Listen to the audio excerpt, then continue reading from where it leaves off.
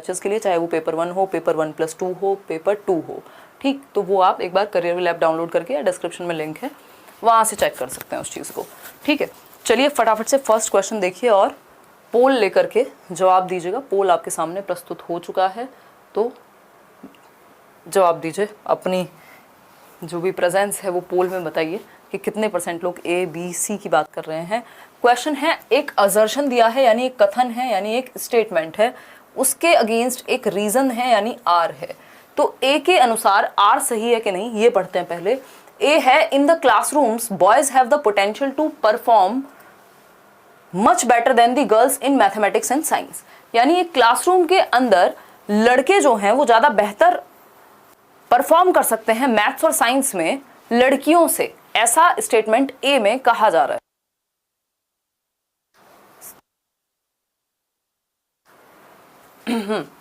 तो अगर हम बात करें, एक क्लासरूम के अंदर जो लड़के हैं वो ज़्यादा बेहतर परफॉर्म करते हैं लड़कियों से, किसमें, कौन से सब्जेक्ट्स में, मैथ्स और साइंस में।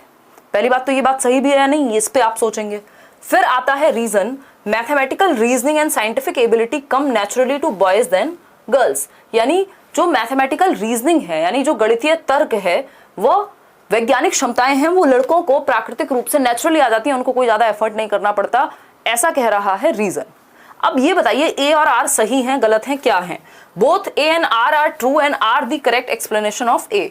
अगर आप ये कहेंगे कि ए और आर सही है या ए सही है, इसका मतलब लड़के जो है मैथ्स में और साइंस में अच्छे होंगे लड़कियों से, दैट मीन्स आप जेंडर स्टीरियोटाइपिंग को बढ़ावा दे रहे हैं, लिंग भेदभाव को बढ़ावा दे रहे हैं, क्योंकि ये कोई फैक्ट नहीं है, है ना, ऐसा कुछ कह नहीं सकते। उसके पीछे बहुत सारे रीजन हो सकते हैं। यदि कुछ एरियाज में ऐसा होता भी है तो कि लड़कियों को अपॉर्चुनिटी कितनी मिली है, कितना, बहुत सैकड़ों रीजन हो सकते हैं अगर ऐसा कहीं पे पाया जाता है। तो इंडिविजुअल डिफरेंसेस है, ना कि ये लड़के और लड़कियों का बात है। ठीक है, तो ए ऑप्शन तो बिल्कुल गलत है, जो यहाँ पे स्टेटमेंट है वो ही गलत है। तो ए और आर बिल्कुल ट्रू नहीं हो सकते क्योंकि ए ही गलत है। ठीक, both A and R are false. पहले आर समझ लेते हैं। मैथमेटिकल रीजनिंग एंड साइंस, देखो लड़के मैथ्स और साइंस में अच्छे होंगे लड़कियों से, उसके पीछे रीजन क्या दिया है, क्योंकि नेचुरली आता है लड़कों को तो मैथ्स और साइंस। कहाँ लिखा है ऐसा, है?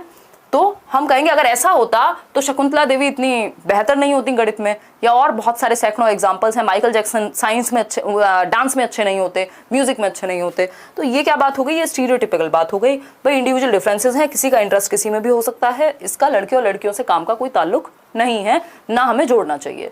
तो D option is the right answer, कि ए भी गलत है और आर जो उसकी रीजनिंग है वो भी सिरे से गलत है। ठीक, अगर यहाँ पे रीजनिंग आपकी ऐसी होती कि भाई ये स्टीरियोटाइप को दर्शाता है, ऐसा नहीं है, तब तो हम कह देते रीजन सही है, स्टेटमेंट गलत है, बट यहाँ दोनों ही गलत हैं। ठीक, तो इस तरह के क्वेश्चंस में फंसना नहीं है, प्रैक्टिस करनी है ऐसे क्वेश्चंस की, तो इजी हो जाएगा। D option is the right answer. कम ही लोगों ने डी को आंसर किया था। क्वेश्चन नंबर 2 पढ़िएगा एक बार।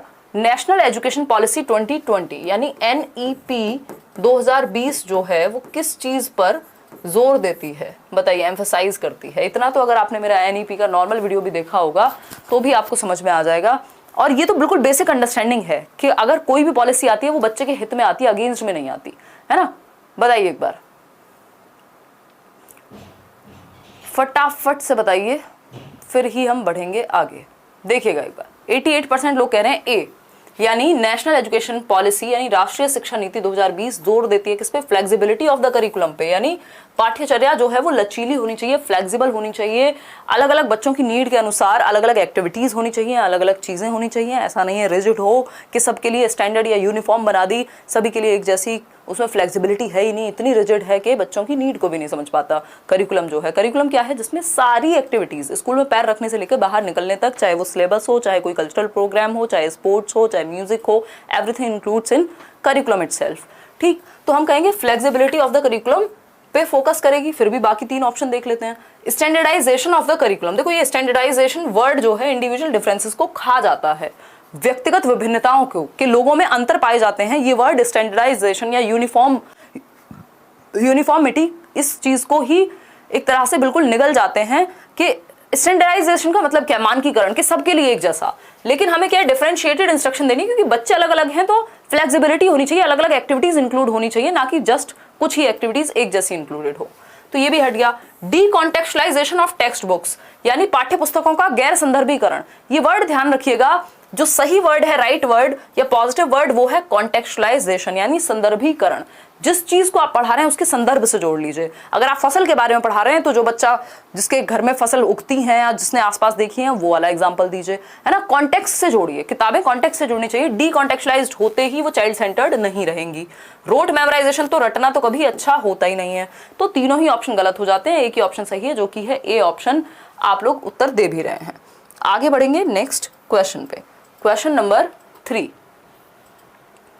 क्वेश्चन नंबर 3 देखिएगा एक बार।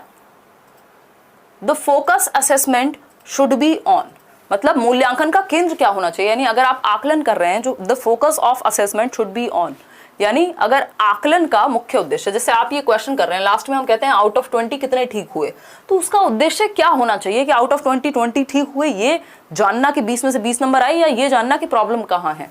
देखिए एक बार, पहला ऑप्शन है reflecting what all the learners can not do, यानी जो आकलन का उद्देश्य है, जो टेस्ट का उद्देश्य है, जो मूल्यांकन का उद्देश्य है, वो ये है कि बच्चा क्या नहीं कर सकता। या फिर B option specifying the performance of the learners in comparison to others in the classroom, यानी आप बच्चे की तुलना दूसरे बच्चों से करें, कि आप ये देखें कि आपका शिवानी से बेहतर आए नंबर या रोहित से बेहतर आए, बजाय कि आप ये देखें कि आपने पहले से बेहतर किया कुछ क्लासेस में या नहीं। तो ये तो बात बिल्कुल सिरे से नकार दी जाएगी। फिर आता है लेबलिंग द चाइल्ड, ये लेबलिंग वर्ड जहां पे आ जाता है हम इसको बिल्कुल हटा देते हैं, क्योंकि बच्चे को लेबल करना, उस पर ठप्पा लगाना किसी भी आकलन का मूल्यांकन का उद्देश्य नहीं हो सकता। आगे बढ़ेंगे, detailing what and how the learner has been learning, यानी अधिगमकर्ता क्या और कैसे सीख रहा है इसका वर्णन करना असेसमेंट का उद्देश्य होना चाहिए, कि बच्चे सीखते कैसे हैं, प्रॉब्लम्स कहाँ आती है, कैसे वो और बेहतर सीख सकते हैं। इसलिए हम मूल्यांकन करते हैं, ना कि बच्चे को जज करने के लिए या ये देखने के लिए कि वो क्या नहीं कर सकता। जो वो कर सकता है हम तो उस पर फोकस करेंगे ना। तो ये सारे ही तीनों ऑप्शन ऊपर के गलत हो जाते हैं, सिर्फ डी ऑप्शन सही है, जो कि 79% आंसर सही आए हैं। अब हम बढ़ेंगे आगे नेक्स्ट क्वेश्चन की तरफ। क्वेश्चन नंबर है 4। क्वेश्चन नंबर 4 देखिए, आपके हर तरह के क्वेश्चन इस सीरीज से कवर हो जाएंगे, बस करते रहिए। क्वेश्चन नंबर 4 है, which of the following characterize a socio constructivist classroom that caters to the needs of individual children, यानी निम्नलिखित में से कौन सा विकल्प एक सामाजिक रचनावादी कक्षा कक्ष में जिसमें बच्चों की व्यक्तिगत जरूरतों का ध्यान रखा जाता है की व्याख्या करता है। सोशियो कंस्ट्रक्टिविस्ट समझ रहे हैं, वाइगॉस्की जो हैं जो कि सामाजिक रचनावादी हैं। कंस्ट्रक्टिविस्ट या कंस्ट्रक्शन का मतलब क्या है, कुछ बनना, यानी रचना करना किसी चीज की, तो समाज के माध्यम से रचना करना, यानी ग्रुप्स में सीखना, एक्टिवली सीखना, मतलब जहां लोग इन्वॉल्व हैं और साथ में एक्टिविटी हो रही हो, उसको हम कहेंगे सोशियो कंस्ट्रक्टिविस्ट, सामाजिक रचनावादी। यानी समाज यानी लोग इन्वॉल्व हैं, बच्चे इन्वॉल्व हैं, कई सारे, 2 या 2 से अधिक, और एक्टिविटी कर रहे हैं, सक्रिय हैं। तो सिंपल समझ जाइए, ऑप्शन जो है वो सोशियो कंस्ट्रक्टिविस्ट के पास होगा। फिक्स्ड सीटिंग अरेंजमेंट, अब फिक्स्ड कुछ भी होता है तो वो अच्छा नहीं होता बच्चे के लिए, फ्लेक्सिबिलिटी होती है सही। Teacher giving only instructions and expecting the children to be totally obedient, ये बात भी बिल्कुल गलत है। ये तो टीचर सेंटर्ड क्लासरूम हो गया कि टीचर इंस्ट्रक्शन देते हैं और बच्चे सिर्फ जवाब देते हैं, जबकि कंस्ट्रक्टिविस्ट क्लासरूम में क्या होता है, बच्चे एक्टिव होते हैं। हमेशा ध्यान रखिएगा, कंस्ट्रक्शन मतलब एक्टिविटी, ठीक। फिर आता है सी ऑप्शन, मेमोराइजेशन, रटने से फैक्ट्स को किसी का भी भला नहीं होने वाला। तो एक ही उत्तर सही बचता है, children discussing while working in groups, यानी बच्चे डिस्कस कर रहे हैं, आपस में चर्चा कर रहे हैं ग्रुप्स के अंदर, 2-2 4-4 बच्चों का ग्रुप बना हुआ है और सब आपस में डिस्कशन कर रहे हैं किसी टॉपिक पे। तो क्या हुआ, एक तो सोशियो कंस्ट्रक्टिविस्ट, यानी बच्चे समूह में सीख रहे हैं, कोऑपरेट करके सीख रहे हैं और कंस्ट्रक्शन कर रहे हैं, एक्टिव हैं। तो सोसाइटी यानी ग्रुप, 2 या 2 से अधिक लोग plus activity is socio constructivism. Clear है बात, D option is the right answer, आप लोग दे भी सही रहे। आगे बढ़ेंगे क्वेश्चन नंबर 5 पर। Which of the following is an appropriate question to assess critical thinking in the classroom, यानी कि आलोचनात्मक चिंतन की जब हम बात करते हैं तो कौन सा एक क्वेश्चन आलोचनात्मक चिंतन को जांचने के लिए, असेस करने के लिए, आलोचनात्मक चिंतन के आकलन के बारे में सही है। यानी आप ये जानना चाह रहे हैं कि बच्चा क्रिटिकली सोच पाता है या नहीं, फैक्ट्स और ओपिनियन में अंतर कर पाता है कि नहीं, सही और गलत में समझ पाता है कि नहीं। ऐसा तो नहीं है किसी के नैरेटिव को सुन करके वो बहक जाता है, तो मतलब वो प्रॉपर अपना दिमाग लगा करके सही तरीके से सोच पाए, इसको हम आलोचनात्मक चिंतन कहते हैं, कि जस्ट मान नहीं लेना किसी भी चीज को, उसके सारे पहलुओं को समझना। तो पहला ऑप्शन है एड 325 + 48, ये तो फैक्चुअल है, इसमें एप्लीकेशन लगेगा मैथ्स का, इसमें कौन सी क्रिटिकल थिंकिंग लगेगी, ये तो सीधा 1 वर्ड आंसर आ जाएगा, या मतलब एक नंबर्स में आंसर आ जाएगा। In which year was the child marriage restraint act passed, किस समय पर बाल विवाह प्रतिबंधन अधिनियम लागू हुआ, ये भी 1 वर्ड आंसर हो गया। तो इसमें रिकॉल पावर लग रही है, इसमें कोई थिंकिंग नहीं लग रही है, अलग से वो अपना उत्तर थोड़ी बना देगा बच्चा, वो तो रटा रटाया या याद हुआ हुआ उत्तर होगा। डिफाइन द टर्म रेस्पिरेशन, इसमें भी सीधा सीधा डेफिनेशन लिखेगा, इसमें उसको सोचने का मौका नहीं मिला। क्रिटिकल थिंकिंग मतलब जिसमें वो सोचने का मौका मिलेगा बच्चे को, है ना। Analyse the various reason of pollution in your city and think of various measures to reduce the pollution. D option बिल्कुल सही है, वो कहता है कि अपने शहर में प्रदूषण के विभिन्न कारणों के का विश्लेषण कीजिए कि आपके शहर में, मान लीजिए आप दिल्ली में रहते हैं तो अत्यंत पॉल्यूशन है, तो पॉल्यूशन क्यों है, उनके कारण क्या हैं और प्रदूषण को दूर करने का क्या उपाय हो सकता है। तो बच्चा यहाँ सोचेगा कि अच्छा हम बाइक या इतने सारे जो ट्रांसपोर्ट चल रहे हैं प्राइवेट लोग लेकर के जा रहे हैं, इससे पॉल्यूशन हो रहा है, फैक्ट्रीज से पॉल्यूशन हो रहा है, लोग एसी चला रहे हैं, ये चला रहे हैं, वो चला रहे हैं, इतना कंजम्पशन है, इससे पॉल्यूशन हो रहा है। अच्छा कम कैसे कर सकते हैं, हम पेड़ लगा सकते हैं, हम ये कर सकते हैं। तो बच्चे की थिंकिंग लगेगी यहाँ पे कोई उस पहले से सेट आंसर नहीं है, उसको दिमाग लगाना पड़ेगा आंसर जानने के लिए, या मतलब अपना उत्तर सबका अलग भी हो सकता है यहाँ पे। तो 90% लोग सही आंसर दे रहे हैं डी ऑप्शन, बाकी तीनों गलत हैं, उनमें कोई क्रिटिकल थिंकिंग नहीं लग रही, उसमें सिर्फ ऑपरेशन लग रहा है, एक में एडिशन का यूज करना है, दूसरे में रिकॉल पावर का यूज करना है। अब आता है question number 6, which of the following depicts a culture of inclusion in schools, यानी समावेशन की जो संस्कृति है, कौन सा एक ऑप्शन इंक्लूजन को बढ़ावा देता है। 5 नंबर का टॉपिक है सीटेट में इंक्लूजन, और हर पेपर में कई क्वेश्चंस आते हैं इंक्लूसिव एजुकेशन को लेकर के। इंक्लूसिव एजुकेशन या समावेशी शिक्षा है क्या, हर तरह के बच्चे को इंक्लूड करना, समावेशित करना शिक्षा देने के लिए, चाहे वो किसी भी जाति से हो, धर्म से हो, देखने में दिक्कत हो, चलने में दिक्कत हो, समझने में दिक्कत हो, तेज सीखता हो, धीमे सीखता हो, कुछ भी हो, हर बच्चे को इंक्लूड करना, education for all. Live class देख रही हूँ, क्या बोल रहे हो आगे, बेस्ट चैनल, अरे धन्यवाद शैल बाला, हम सभी बेहतर हैं यार, अपने आप में यूनिक हैं। देखिए अगर हम बात करें इंक्लूजन की क्लास में, तो कौन सा एक ऑप्शन है जो इंक्लूजन को दर्शाता है, यानी हर एक बच्चे का ध्यान रखा गया है, इस बात को दर्शाता है। पहला ऑप्शन है differentiated assessments are promoted to meet students needs, यानी विद्यार्थियों की जरूरतों के हिसाब से विभेदी आकलन। विभेदी मतलब अगर एक बच्चा है जो देख करके सीखता है तो उसको उस हिसाब से उसका आकलन करेंगे, एक बच्चा है जो देख ही नहीं सकता तो उससे ओरली क्वेश्चन पूछेंगे। तो नीड के अकॉर्डिंग डिफरेंशिएटेड आकलन या डिफरेंशिएटेड इंस्ट्रक्शन देते हैं, जो बात बिल्कुल सही है, सभी की नीड्स को ध्यान में रखा जाता है। यूनिफॉर्म होगा तो सबकी नीड ध्यान में नहीं रखी जाएंगी। Diversity and varied perspectives are discouraged, ऐसा बिल्कुल नहीं होना चाहिए। इंक्लूसिव क्लासरूम थोड़ी कहेंगे ऐसे क्लासरूम को जहां पे विभिन्नता यानी डाइवर्सिटी, कोई किसी जाति से आता है, कोई किसी समूह से आता है, कोई किसी तबके से आता है, तो उस बेसिस पे डिस्करेज किया जाए इस चीज को कि एक ही जैसे लोग होने चाहिए, गलत बात है। तो ये तो इंक्लूसिव के जस्ट ऑपोजिट है, ये तो सेग्रीगेशन है, ये तो अलगाव है, समावेशन की जगह अलगाव का एग्जाम्पल हो गया ये तो। फिर आता है C option, only few students feel welcomed and valued in the school, यानी सिर्फ कुछ ही बच्चों को वेलकम्ड या फिर वैल्यूड, उनको महत्वपूर्ण फील होना चाहिए स्कूल में, बाकियों को नहीं होना चाहिए। तो ये तो गलत बात हो गई, ये तो फेवरेटिज्म हो गया, एक तरह से पार्शियलिटी हो गई। फिर आता है D option, students are divided into fixed groups as per their abilities, fixed नहीं, फ्लेक्सिबल होने चाहिए ग्रुप्स, है ना, मिक्स्ड एबिलिटी वाले ग्रुप होने चाहिए। ऐसा नहीं होना चाहिए कि फिक्स्ड होने चाहिए कि जितने भी फर्स्ट आने वाले बच्चे हैं उनको एक ग्रुप में, बाकी सबको अलग अलग ग्रुप में। यहाँ पे मिक्स्ड होने चाहिए, अलग अलग तरह के बच्चे एक ग्रुप में होंगे तो एक दूसरे से अलग अलग तरह की चीजें सीखेंगे, ठीक है। तो differentiated assessments are promoted to meet students needs, यानी विभेदी आकलन का मौका मिलना चाहिए ताकि अलग अलग बच्चों को अलग अलग तरीके से असेस किया जा सके। दैट मीन्स सभी की नीड्स फुलफिल हो रही हैं, दैट मीन्स इंक्लूसिव एजुकेशन की बात हो रही है, क्योंकि इस ऑप्शन ने सबको इंक्लूड कर लिया है, हर तरह के बच्चे को अपने साथ। तो ये option is the only right option over here, जो कि आप 65% लोग ही आंसर दे पा रहे हैं, वो भी बताने के बाद। क्वेश्चन नंबर 7 देखिएगा एक बार, क्वेश्चन नंबर 7 देखिए, बोल लेके आंसर कीजिएगा। In a class comprising of culturally diverse students, यानी सांस्कृतिक रूप से विभिन्न बच्चे हैं, कोई एक पंजाबी बच्चा है, कोई और गुजराती है, कोई अलग अलग तरह से अलग अलग संस्कृति वाले बच्चे हैं। विच of the following should be avoided by a teacher, ध्यान से पढ़िएगा, अवॉइडेड। अगर आपने पेडागोजी का क्वेश्चन ध्यान से पढ़ लिया तो हाफ बैटल वॉन है, आपकी आधी लड़ाई खत्म हो गई है वहीं पे, ठीक। तो किस चीज को टीचर को अवॉइड करना चाहिए यदि डिफरेंट तरीके के बच्चे हैं या अलग अलग कल्चर वाले बच्चे हैं क्लासरूम में, तो बताइए निर्विकार सिंह। अगर हम बात करते हैं bringing examples from diverse cultures in the discussion, यानी चर्चा में जो डिस्कशन हो क्लास में, उसमें हर तरह की संस्कृति वाले बच्चे को आप इंक्लूड करें, बिल्कुल अच्छी बात है, पॉजिटिव बात है। फिर भी बाकी के 3 ऑप्शन पढ़ेंगे। Developing curriculum and teaching style suitable to dominant culture, यानी आप करिकुलम कैसा डेवलप कराएं, कैसा विकसित कराएं करिकुलम जिसमें किसी एक कल्चर जो कि डोमिनेंट हो, मान लीजिए वहां पे अगर आप पंजाब में हैं और वहां पे एक ही तरह का कल्चर डोमिनेंट है तो सिर्फ उसी पे ध्यान दें, तो ये तो गड़बड़ हो जाएगी, पार्शियलिटी हो जाएगी अगेन। ठीक, फिर है C option, encouraging students to share unique features of their culture, यानी बच्चों को आप एनकरेज करें कि वो अपने कल्चर के बारे में बेहतर चीजें बताएं, क्या यूनिक है ये बताएं। डी है promoting a culture of respect and acceptance among students, किसी एक कल्चर को आप क्या करें, महत्व दें कि ये कल्चर है जिसको सबको इज्जत करनी चाहिए। तो ये तो बातें बिल्कुल सिरे से नकार दी जाएंगी। अब आती है बात कि क्या चीज अवॉइड करनी चाहिए। क्वेश्चन ने पूछा क्या था हमसे, bringing examples from diverse cultures, ठीक है। Developing curriculum and teaching style suitable to dominant culture, ये गड़बड़ है, ये अवॉइडेड है। देखो यहाँ पे नॉट लिखा हुआ है, मैं भी क्वेश्चन में नॉट भूल गई थी, ध्यान से देखिएगा।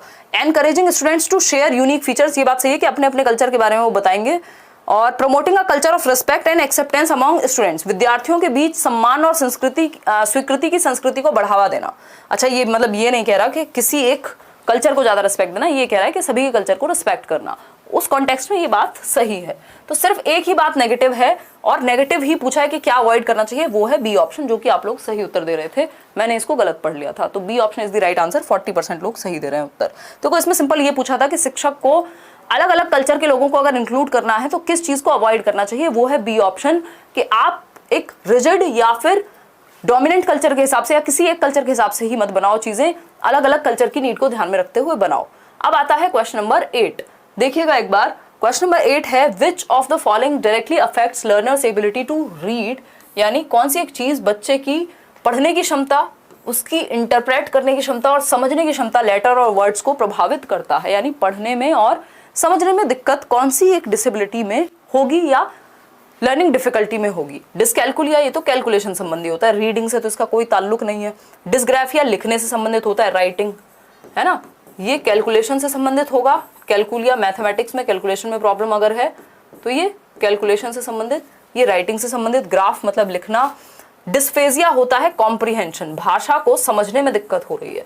तो एक हद तक इंटरप्रिटेशन से आप इसको जोड़ सकते थे, बट जहां वर्ड रीडिंग आ जाए दैट मीन्स बात किसकी हो रही है, डिसलेक्सिया की हो रही है। क्योंकि डिस्फेजिया में जरूरी नहीं है कि पढ़ने में दिक्कत हो, डिस्फेजिया में मैं जैसे कुछ बोल रही हूँ तो आपको समझने में दिक्कत हो रही है, तो डिस्फेजिया हो सकता है या अफेजिया हो सकता है। लेकिन यहाँ पे रीडिंग में या लेटर्स को पहचानने में दिक्कत होती है डिस्लेक्सिया में। तारे जमीन पर का ईशान अवस्थी याद कीजिए, या बोमन ईरानी और बहुत सारे लोगों को डिस्लेक्सिया है या होता है, कॉमन चीज है। आगे बढ़ेंगे क्वेश्चन नंबर 9 पे। To ensure successful inclusion of students with locomotor disability, किस तरह के बच्चों का सक्सेसफुल इंक्लूजन, किस तरह के बच्चों को सक्सेसफुली एक्सेप्टेंस मिलनी चाहिए, जिनको लोकोमोटर डिसेबिलिटी है। लोकोमोटर डिसेबिलिटी में क्या होता है, हड्डियों से संबंधित होती है, चलने फिरने में, मूव करने में, बैसाखियों का या किसी भी चीज का प्रयोग करना पड़ेगा प्रॉपरली, मतलब जहां पे भी वॉक का या फिजिकल एक्टिविटी की बात आएगी तो इनको दिक्कत होगी बच्चों को, लोकोमोटर डिसेबिलिटी वाले बच्चों को। तो अगर आपको सक्सेसफुली इंक्लूड करना है लोकोमोटर डिसेबिलिटी वाले बच्चों को, तो किस चीज को अवॉइड करना चाहिए, ध्यान से पढ़िएगा। अवॉइड ने सारा उत्तर चेंज कर दिया है ना, सी ऑप्शन को कह रहे हैं 49%। चलिए पढ़ लेते हैं। Allocating classrooms, library and labs on the top floor, यार ऐसा बच्चा जिसको चलने फिरने में दिक्कत है, जो बैसाखी का यूज करता है, जिसकी हड्डियों में या जोड़ों में प्रॉब्लम है, उसको टॉप फ्लोर पे अगर क्लास दे दोगे तो उसको तो आप प्रताड़ित कर रहे हो, एक्सप्लॉइट कर रहे हो, आप बच्चों को कहाँ इंक्लूड कर रहे हो। तो इस चीज को तो अवॉइड किया जाना चाहिए कि बच्चे को जिसको चलने फिरने में दिक्कत है उसको आप टॉप फ्लोर पे दे दें रूम, तो प्रॉब्लम हो जाएगी उसके लिए, है ना।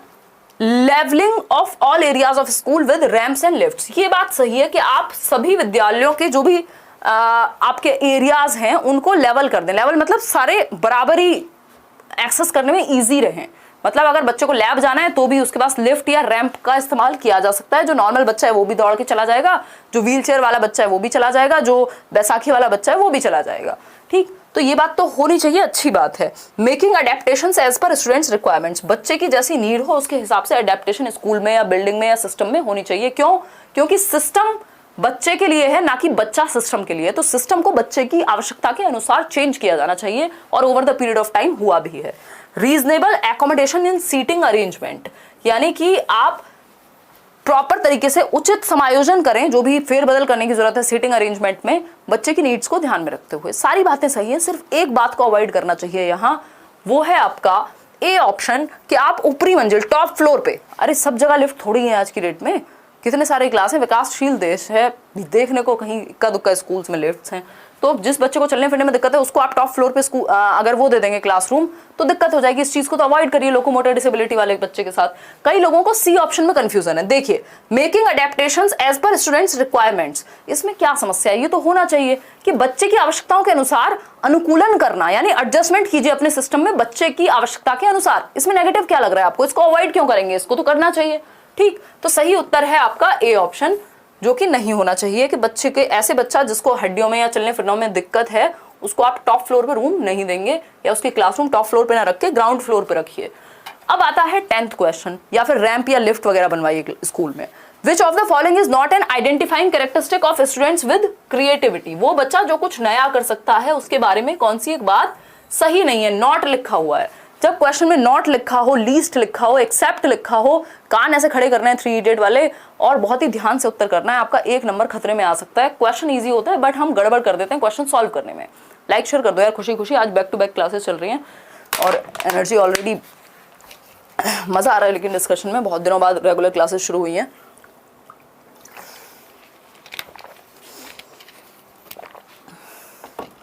देखिएगा एक बार, अगर हम बात करते हैं क्रिएटिविटी यानी कुछ नया करने की क्षमता, तो कौन सी एक चीज नहीं होनी चाहिए? हायर ऑर्डर प्रॉब्लम सॉल्विंग, ठीक है। कन्वर्जेंट थिंकिंग, यार कन्वर्जेंट थिंकिंग तो जस्ट ऑपोजिट है क्रिएटिविटी के। क्रिएटिविटी किससे जुड़ी हुई है? डाइवर्जेंट थिंकिंग से, यानी ओपन एंडेड थॉट से, ना कि क्लोज्ड एंडेड से। कन्वर्जेंट में क्या होता है? थॉट को सिकोड़ दिया जाता है। ये कन्वर्जेंट थिंकिंग है कि 4 ऑप्शन लिखे हुए हैं, किसी एक को चूज करना है। इसमें कौन सी क्रिएटिविटी लगाई है आपने? जब आपने सिर्फ 4 ऑप्शन में से एक को चूज कर लिया, सही उत्तर बता दिया, तो इसमें कन्वर्जेंट थिंकिंग लगी है। इसमें आपने अपनी बुद्धि का प्रयोग किया, इंटेलिजेंस का प्रयोग किया। जेपी गिलफर्ड कहते हैं कि डाइवर्जेंट थिंकिंग जो है वो जुड़ी हुई है क्रिएटिविटी से और कन्वर्जेंट थिंकिंग इंटेलिजेंस से। तो इसमें आपने अपनी बुद्धि का तो इस्तेमाल किया है कि सही उत्तर पहचान लिया आपने, लेकिन आपने क्रिएटिविटी कौन सी लगाई है? क्रिएटिविटी का मतलब है कुछ नया करना, तो वो तो हुआ नहीं है यहाँ। ठीक, तो कन्वर्जेंट थिंकिंग क्रिएटिविटी से बिल्कुल भी संबंधित नहीं है, यानी नॉट वाला जो उत्तर है इसी के साथ जाएगा। फिर भी सी ऑप्शन देखते हैं।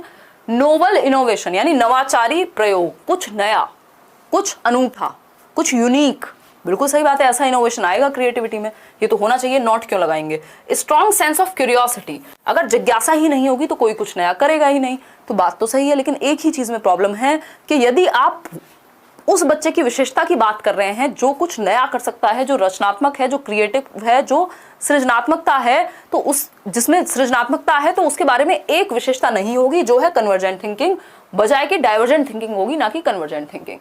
तो B option is the right answer. आगे बढ़ेंगे नेक्स्ट क्वेश्चन पे। क्वेश्चन नंबर है अपना 11।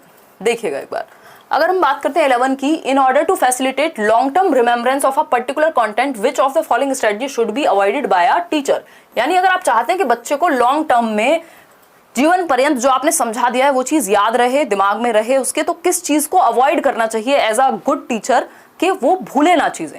किस चीज को नहीं करेंगे हम? अप्लाइंग निमोनिक्स, निमोनिक्स तो याद करने में सहायता देते हैं, इसीलिए तो मैं बहुत सारी थियरीज में निमोनिक्स यूज कराती हूँ ना, है ना। जैसे आज भी हम जब बेंड्यूरा की थियरी पढ़ रहे थे बैचेस में, तो मैंने कहा था ARPR से याद रखना है, या यूट्यूब पे भी जिन्होंने पढ़ी होगी तो ARPR में बहुत निमोनिक्स का प्रयोग करती हूँ, आप देखते होंगे अलग अलग थियरी में, क्योंकि इतनी थियरीज हैं कैसे याद रखोगे।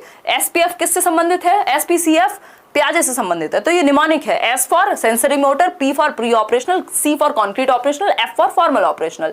यहाँ अटेंशन, रिटेंशन, प्रोडक्शन और रीइंफोर्समेंट, तो ये निमोनिक्स हैं, याद रखने में हेल्प होती है निमोनिक्स से। जब भी आप इस तरह के निमोनिक्स बना लेते हैं तो ये लॉन्ग टर्म में चीजें याद रह पाती हैं, तो ये बात तो सही है, इसको अवॉइड क्यों करेंगे? मेकिंग ऑर्गेनाइजेशनल चार्ट्स, हाँ ऑर्गेनाइजेशनल चार्ट अगर आप फ्लो चार्ट वगैरह बना रहे हैं तो वो भी ईजी बना देता है चीजों को हमेशा याद रखने के लिए या लॉन्ग टर्म में याद रखने के लिए।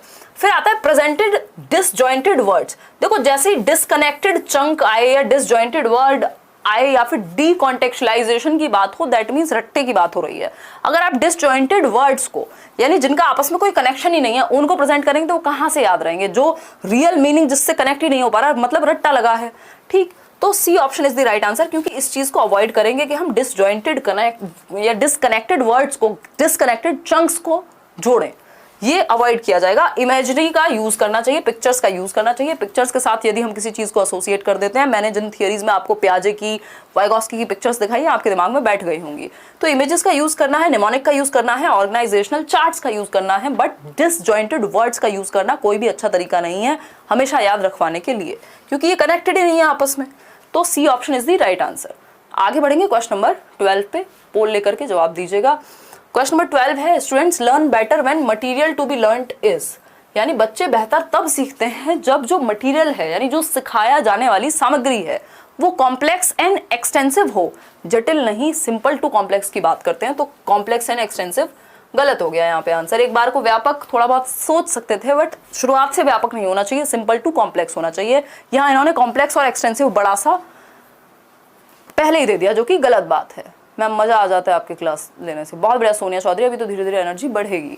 चलिए देखिए कनेक्टेड विद एग्जिस्टिंग नॉलेज, ये बात सही है। एग्जिस्टिंग नॉलेज का मतलब क्या है? प्रीवियस नॉलेज से कनेक्ट करना, जो बच्चे को पहले से आता है उससे आपने कर दिया कनेक्ट, पूर्व ज्ञान से जोड़ दिया, इससे बेहतर और क्या होगा भाई। जो वो जानता है, नोन टू अननोन का प्रिंसिपल कहते हैं इसको, नोन टू अननोन, ज्ञात से अज्ञात, नोन टू अननोन।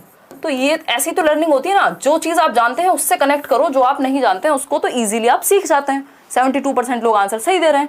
ठीक, फिर भी सी ऑप्शन देखते हैं, डिसऑर्डरली एंड ऑर्गेनाइज्ड। देखो ये डिस लगा हुआ है, ये गलत है, डिस का मतलब ही नेगेटिव है जहां पे भी लगा हो। ऑर्डरली एंड ऑर्गेनाइज्ड होना चाहिए मटेरियल, अनऑर्गेनाइज्ड या डिसऑर्डरली नहीं होना चाहिए, तो ये भी हट गया।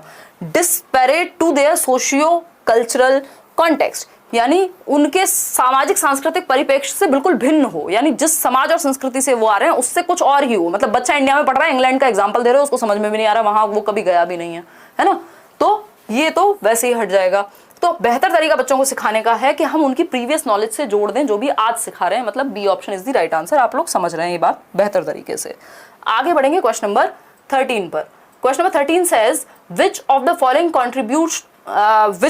contributes to students failure in academic achievement, यानी बच्चे एकेडमिक्स में, नंबर्स में, मतलब या कह लीजिए पढ़ाई में क्यों फेल हो जा रहे हैं।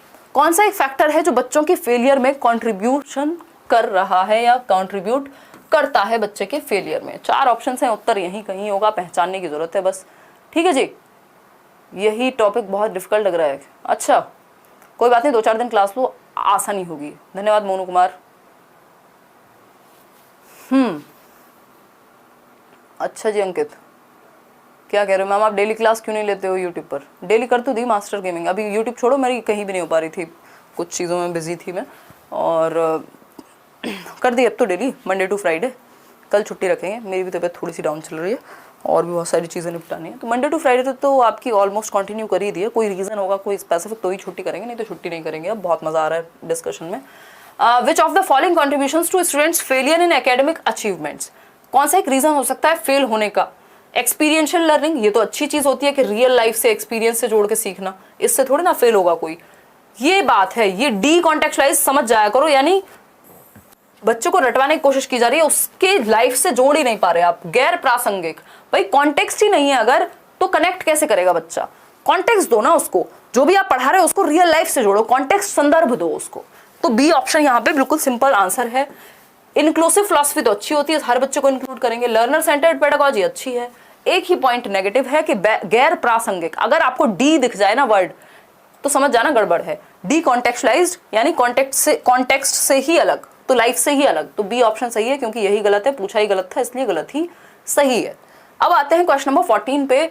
As per national curriculum framework 2005, NCF एक डॉक्यूमेंट है, एनसीईआरटी के द्वारा प्रिपेयर किया गया था। ये तरह से दिशा निर्देश देता है कि कैसे सिलेबस तैयार किया जाना चाहिए, कैसे एजुकेशन में नई नई चीजें होनी चाहिए, किन तरीकों को अपना करके बेहतर तरीके से शिक्षक या शिक्षिकाएं या स्कूल में एजुकेशन बेहतर हो सकती है ना। कितने 4,500 लोग देख रहे हैं और सिर्फ 2700 लोगों ने लाइक किया है। खुशी खुशी लाइक किया करो यार, क्या दिक्कत है? मत करो, चलो कोई बात नहीं, वो मुझे दिखता रहता है सामने आंकड़ा, तो कई लोग कह रहे होंगे हमने कर दिया अब क्या मना कर दें। देखो एक बार फटाफट से देखो 14th क्वेश्चन।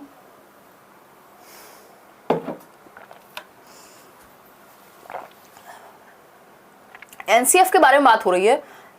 एनसीएफ के अकॉर्डिंग बच्चे क्या हैं? पैसिव हैं। बच्चा कभी भी पैसिव किसी भी पॉलिसी के अनुसार नहीं हो सकता। बच्चा हमेशा एक्टिव होगा, निष्क्रिय नहीं होता, बच्चा सक्रिय होता है। ठीक है। Don't have the capacity to regulate their learning, बच्चे में क्षमता नहीं है, ये बात हम कभी नहीं कहेंगे। बेसिकली बच्चे के पक्ष में हम रहते हैं, ना कि विपक्ष में, कि बच्चे में क्षमता नहीं है। बच्चे में कमियां नहीं ढूंढते हम, सिस्टम में कमियां ढूंढते हैं, अपने तरीके में कमियां ढूंढते हैं। Learn best through rote memorisation, रट्टे से कौन सीखता है? ये पुराने जमाने की बातें हो गई। प्ले एक्टिव, इवन पुराने जमाने में भी बेहतर लर्निंग होती थी एक टाइम पे। Play active role in construction of knowledge, यानी एनसीएफ ये कहता है कि बच्चे जो हैं वो सक्रिय भूमिका निभाते हैं ज्ञान का निर्माण करने में। यानी एनसीएफ किस पे बेस्ड है? कंस्ट्रक्टिविस्ट फिलॉसफी पे बेस्ड है, या कंस्ट्रक्टिविज्म स्कूल ऑफ साइकोलॉजी पे बेस्ड है, रचनावाद पे बेस्ड है। पियाजे वाइगोस्की के थॉट को ये सपोर्ट करेगा कि बच्चा एक्टिवली नॉलेज को बिल्ड करता है। तो डी ऑप्शन सही है, जिसमें बच्चा एक्टिव, वो बेस्ट ऑप्शन, आंसर वही हो जाएगा। क्वेश्चन नंबर 15 देखिए, in order to teach a concept a teacher should avoid using, यानी किसी एक संप्रत्य को, किसी एक कॉन्सेप्ट को पढ़ाने के लिए टीचर को किन चीजों को अवॉइड करना चाहिए ताकि वो बेहतर सिखा पाए। अवॉइड किसको करना चाहिए? देखो ये ना लैंग्वेज से खेल रहे हैं इस बार क्वेश्चंस में, इतनी बेसिक सी बात है। यहाँ नॉट लिख देते तो आपको इजी लग जाता, अवॉइड लिख दिया तो आपको लग रहा है पता नहीं क्या कह रहे हैं। ठीक, तो एक संप्रत्य को पढ़ाने के लिए एक शिक्षक को निम्नलिखित में से किसके प्रयोग से बचना चाहिए, यानी किसको अवॉइड करना है या किसको यूज नहीं करना है, या एक्सेप्ट कहेंगे। Exemplars related to the concept, यानी संप्रत्य से संबंधित उदाहरण, ये तो सबको देने चाहिए, क्या दिक्कत है, बच्चे को क्लियरली समझ में आ जाएगा। Instances discrete to the concept, यानी कि संप्रत्य से अलग थलग उदाहरण देना। भाई टॉपिक कुछ पढ़ा रहे हैं, बात किसी और बात की कर रहे हैं, कहां से समझ में आएगा? तो डिस्क्रीट नहीं होना चाहिए, कनेक्टेड होना चाहिए कॉन्सेप्ट से। Non exemplars related to the concept, देखो नॉन एग्जाम्पलर्स अच्छे होते हैं, ये इनडायरेक्टली हिंट देते हैं या बेहतर तरीके से समझने में मदद करते हैं चीजों को। ठीक है, अगर हम बात करते हैं डी की, prototypes prevalent in their culture, यानी जो चीजें चली आ रही हैं पहले से, जो भी चीजें उनके कल्चर में होती आ रही हैं उन पे बात करना क्या बुरी बात है ना। लेकिन बी ऑप्शन गलत है कि डिस्क्रीट, डिस्कनेक्टेड, अगर हम कॉन्सेप्ट से रिलेटेड चीजें ही नहीं बताएंगे तो प्रॉब्लम है। तो B option is the right answer over here. आगे बढ़ेंगे क्वेश्चन नंबर 16 पे। नॉलेज और awareness of self as knower depicts, यानी कि स्वयं के ज्ञाता होने का ज्ञान या जागरूकता क्या दर्शाती है, मतलब you are aware about yourself या you are knower of yourself एक तरह से। तो ये क्या दर्शाता है? मेटाकॉग्निशन, मिसकंसेप्शन, निमोनिक या मोटिवेशन। अगर आपको इसका आंसर नहीं भी पता था तो आप आसानी से ढूंढ सकते थे। भाई हमें पता है मिसकंसेप्शन होता है कि भ्रांति हो जाना, अब भ्रांति की तो बात ही नहीं हो रही, यहाँ तो बात हो रही है नॉलेज और अवेयरनेस खुद के ही बारे में, तो भ्रांति कहाँ से हो गई? निमोनिक होता है चीजों को याद रखने का शॉर्ट तरीका, वो कहीं बात नहीं हो रही। मोटिवेशन की बात ही नहीं हो रही, बात हो रही है खुद को बेहतर जानने की। That means awareness of the awareness, जिसको मेटाकॉग्निशन, अधिसंज्ञान या परासंज्ञान कहते हैं। That means A option is the only right answer over here. 38% लोग कह रहे हैं ए और 38 ही कह रहे हैं डी। डी क्यों कह रहे हो? मोटिवेशन का क्या संबंध है इसमें? नॉलेज और awareness of self as knower, कि मतलब आप अवेयर हैं, आप जागरूक हैं अपने ज्ञान के बारे में या खुद के बारे में, यानी आपके अंदर अवेयरनेस ऑफ द अवेयरनेस है, थिंकिंग अबाउट थिंकिंग आप कर लेते हैं, तो इसको मेटाकॉग्निशन कहते हैं कि आप अवेयर हैं अपनी अवेयरनेस के प्रति भी। क्वेश्चन नंबर 17 देखिए, आइडेंटिफाइंग द डिफिकल्टी, क्वेश्चन है identifying the difficulties, setting the goal, exploring possible solutions and consequences, acting accordingly and evaluate the outcomes are important steps involved in the process of, यानी कठिनाई की पहचान करना, यानी difficulty आ कहां रही है, समस्या कहां आ रही है किसी समस्या या किसी भी चीज को सॉल्व करते समय। लक्ष्य निर्धारण, गोल क्या है, संभावित समाधान क्या हो सकता है, हाइपोथेसिस क्या हो सकती है, ठीक है, तदनुसार कार्य करना, मतलब इन सब चीजों का ध्यान रखते हुए तब आप किसी प्रॉब्लम का अगर सॉल्यूशन ढूंढ रहे हैं, आप इवैल्यूएट कर रहे हैं अकॉर्डिंगली, आप सोच रहे हैं, तो इसको क्या कहेंगे? इमिटेशन कहेंगे, नकल करना थोड़ी है ये। एट्रीब्यूशन कहेंगे इसको कि आरोपित कर रहे हैं आप किसी पे कोई चीज, नहीं। फिर है प्रॉब्लम सॉल्विंग, हाँ समस्या समाधान में ऐसा होता है कि आप पहले प्रॉब्लम को आइडेंटिफाई करते हैं, समस्या को पहचानते हैं, उसके अनुसार फिर सॉल्यूशन ढूंढते हैं। पैसिव तो यहाँ कोई है ही नहीं, इतनी सारी चीजें जो इवैल्यूएट करेगा, जो कॉन्सिक्वेंसेस के बारे में सोचेगा, जो सॉल्यूशन के बारे में सोचेगा, जो गोल सेट करेगा, जो डिफिकल्टी के बारे में सोचेगा, वो पैसिव कैसे हो सकता है? ये तो एक्टिव होगा। तो ये समस्या समाधान का ही हिस्सा है, ये जो पूरा स्टेटमेंट था। क्वेश्चन नंबर 18 देखिए, लास्ट 3 क्वेश्चंस बचे हैं आपके। एक स्टेटमेंट है exploring and discussing misconception in meaningful and teaching learning process, यानी जो भी मिसकंसेप्शन होते हैं या ऑल्टरनेटिव कंसेप्शन होते हैं या भ्रांतियां होती हैं शिक्षण अधिगम प्रक्रिया में, उनको एक्सप्लोर करना चाहिए, उनको डिस्कस किया जाना चाहिए कि ये समस्याएं हैं, ये भ्रांतियां हैं। ठीक, फिर आता है रीजन, इसका रीजन क्या है, क्यों करना चाहिए डिस्कस, जो भी भ्रांतियां या ऑल्टरनेटिव कंसेप्शन या मिसकंसेप्शन है उनको क्यों डिस्कस करना चाहिए? तो रीजन दिया है, it gives students opportunities to think about the misconception and it is helpful in leading deeper investigation. ऐसा इसलिए किया जाना चाहिए, इनको डिस्कस इसलिए किया जाना चाहिए, इससे क्या होगा, बच्चों को मौका मिलेगा सोचने का कि क्या रीजंस हैं जिनकी वजह से भ्रांतियां पैदा हो गई हैं। अगर एक बच्चे को लगता है कि जब ट्रेन चलती है तो पेड़ भी साथ साथ चलते हैं, तो जब आप इस चीज को डिस्कस कराएंगे, इस मिसकंसेप्शन को, तो बच्चे को सोचने का मौका मिलेगा कि उसके मिसकंसेप्शन के पीछे रीजन क्या है ना, और वो डीप इन्वेस्टिगेशन कर पाएगा अपनी इस गलतफहमी के पीछे। दैट मीन्स दोनों ही बातें सही हैं, जो कि 79% लोग आंसर कर रहे हैं। ए भी सही है और आर भी सही है, और आर करेक्टली एक्सप्लेन करता है ए को। ठीक है, आसान क्वेश्चन है। इस तरह के क्वेश्चन को जितना प्रैक्टिस करेंगे उतना इजी होते जाएंगे करना। ठीक, आगे बढ़ेंगे नेक्स्ट क्वेश्चन पे। नेक्स्ट क्वेश्चन देख लेते हैं भाई, क्वेश्चन नंबर 19। 20 क्वेश्चन टोटल करने वाले हैं। एक्चुअली पेडागोजी के 20 क्वेश्चन भी अगर प्रॉपर एक्सप्लेनेशन के साथ किए जाए ना, तो दिमाग लगता है अच्छा खासा। Students are likely to feel boredom when, बच्चे बोर्डम कब महसूस करेंगे, कब वो बोरियत महसूस करेंगे? जब एक्टिविटी को वैल्यू नहीं की जाएगी, यानी गतिविधि को महत्व नहीं दिया जाएगा। दैट मीन्स उनको पैसिव रखा जाएगा, कह सकते हैं। एक्टिविटी इज वैल्यूड, जहां एक्टिविटी को वैल्यू की जाएगी वहां बोर क्यों होंगे, वो तो एक्टिव रहेंगे। सक्सेस इज अचीव्ड, अगर सक्सेस मिल रही होगी तो कोई भी बोर क्यों होगा, मोटिवेटेड होगा। सक्सेस इज डिजायर्ड, जहां पे सक्सेस वो चाह रहे होंगे। सारी बातें ठीक है, लेकिन प्रॉब्लम कहाँ है? बोर कब होंगे? जब एक्टिविटी को वैल्यू ही ना किया जाए, बच्चों को बस बिठा करके रखा जाए, उनको कोई एक्टिविटी करने ही ना दी जाए, है ना। यानी पैसिव होने पे, निष्क्रिय होने पे फोकस है, बच्चे को एक्टिविटी का मौका ही नहीं दे पा रहे हैं आप। तो A option is the right answer. 86% लोग आंसर दे भी रहे हैं सही सही। आगे बढ़ते हैं आज के आखिरी सवाल पे। क्वेश्चन नंबर है 20th। Which of the following is an inappropriate way of using feedback as a motivator, यानी कौन सा एक तरीका इनएप्रोप्रिएट है, यानी उचित नहीं है फीडबैक देने के लिए बच्चे को, जिस फीडबैक से वो मोटिवेटेड फील करे। यानी कौन सा एक तरीका बच्चे को मोटिवेट नहीं करेगा। यदि आप किस एक तरीके से फीडबैक देते हैं तो बच्चा मोटिवेटेड होने की बजाय डीमोटिवेट हो जाएगा। तो feedback concentrated on the ability of the student, यानी बच्चे की क्षमता पर केंद्रित प्रतिपुष्टि जो है वो उसको क्या करेगी, हतोत्साहित करेगी। बाकी ऑप्शंस देख लेते हैं।